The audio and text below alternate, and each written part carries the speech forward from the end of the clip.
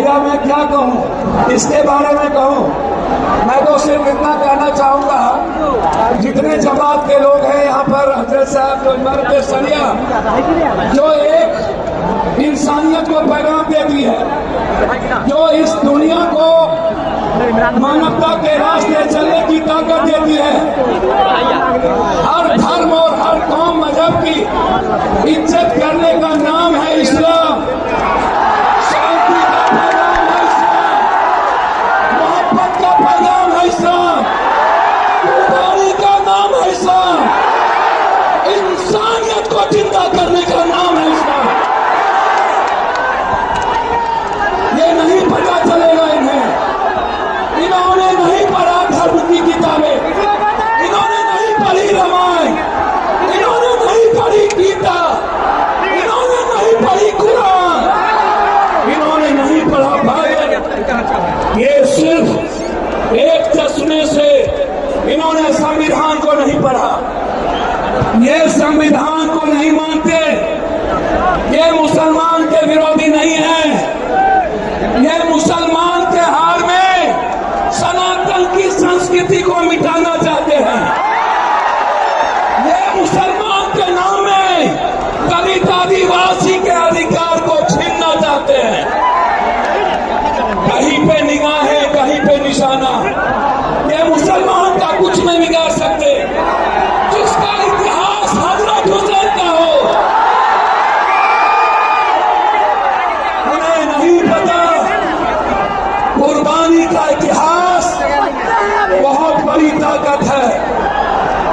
याद रखना, वो लोग जो लोग नहीं जानते, ये हिंदू राष्ट्र की बात नहीं है, पूरी दुनिया सिर्फ संविधान को मानती है। भैया थोड़ा सा साथ, ये जमात कुछ नहीं है यहाँ आगे, इससे दिलकुंडा पूरे पटरा फटा हुआ है। मोदी जी, आप क्या जब हिटलर नहीं रहे तो आप कैसे रहोगे?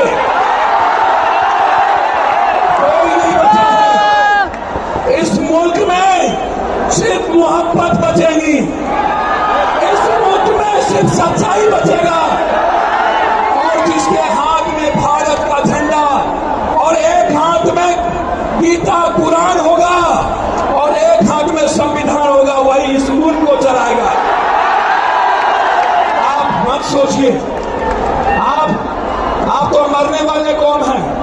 मोदी को नहीं पता, जो मोहम्मद साहब को मानते हैं, इस्लाम को, वो दुनिया में किसी से नहीं डरते। जो रियल में गीता की बात करता है, इन्हें शांति का पैगाम नहीं पता। अरे मोदी जी, ताकत उस हाथ में है, जब प्रियंका गांधी ने हिंदुस्तान के सवाल पर झोला लगा करके हिंदुस्तान के उस पार्लियामेंट जाता है और कहता है सेव इंसानियत, सेव ह्यूमनिज्म, सेव ह्यूमनिटी, उसमें ताकत है। आवाज देते हैं वो लोग, जो लोग डरते हैं विचारों का नाम लेने से, जो लोग डर जाते हैं सियासत के कुर्सी के कारण, वो मुसलमान से और इस्लाम से मोहब्बत नहीं कर सकता। भैया आप बिल्कुल मत घबराइए, 243 सांसद वक्फ बिल के सपोर्ट में वोट दिया है। जिस मुल्क में 243 सांसद वक्फ के साथ खड़ा हो, उस वक्फ बिल को कोई इस धरती पर जितनी ताकत लगा लेना हो लगा लो, जब तक सुप्रीम कोर्ट और लोकसभा है, मेरे वक्फ को कोई छू भी नहीं सकता। वक्फ की जमीन किसी मुसलमानों की नहीं है, वक्फ की जमीन इस्लाम के नाम से अल्लाह की जमीन है, वक्फ की जमीन। अरे मोदी जी, मुसलमान जमीन नहीं छीनते, यदि सबसे बड़ा जमीन छीनने वाला कोई सौदागर है, वो बीजेपी है, कोई और नहीं है। इसको समझिए। इसीलिए मैं तो सिर्फ आपसे मोहब्बत करता हूं। मैं आपको पता है इस मुल्क में मैं बिल्कुल क्लियर हूं।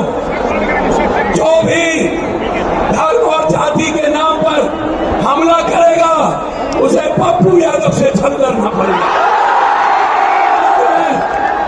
अंत में मैं एक बात कहना चाहता हूं, एनआरसी से नहीं जीते, सीए से नहीं जीते, ये तलाक से नहीं जीते, ये कब्रिस्तान शमशान ईद बकरीद से नहीं जीते, ये जिन्ना और पाकिस्तान से नहीं जीते।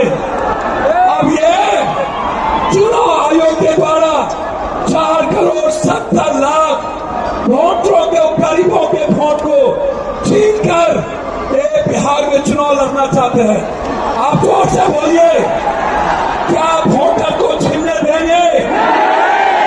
चुनाव आयोग के खिलाफ जंग लड़ेंगे ना? ये प्रॉक्सी स्वीकार किया है, मेरे पीठ पर खंजर भोंका है और 1 महीने के अंदर इस मुल्क का जो 4 करोड़ प्यारी बार है, 4,70,00,000, 8 करोड़ में 4,70,00,000 को बेघर करना चाहता है। क्या हम ध्यान देंगे? इन्हीं शब्दों के साथ मैं आपको कह देता हूं, जब जब संविधान पर हमले होंगे, जब जब किसी शांति और मानवता के लिए जीने वाला इस्लाम हो या सिख सनातन पर हमला होगा, और ये पाखंडी बाबा से लेकर नरेंद्र मोदी जी आप हमला करो, लेकिन ये मुल्क आपको बर्दाश्त नहीं करेगा। और बहुत आपको धन्यवाद। अल्लाह हाफिज। हम लोग जिंदा हैं और जब तक पप्पू यादव जैसे लोग जिंदा है तब तक कोई आपका बाग भला नहीं कर सकता।